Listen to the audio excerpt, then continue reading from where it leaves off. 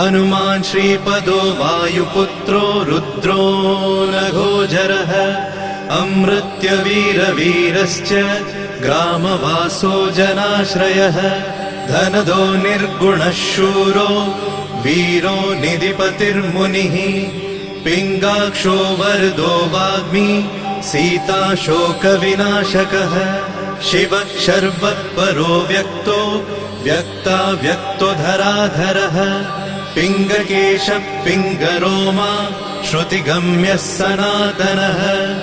अनादिर्भगवान् देवो विश्वहेतुर्जनाश्रयः आरोग्यकर्ता विश्वेशो विश्वनाथो हरीश्वरः भर्गो रामो रामभक्तः कल्याणप्रकृतिस्थिरः विश्वम्भरो विश्वमूर्तिर्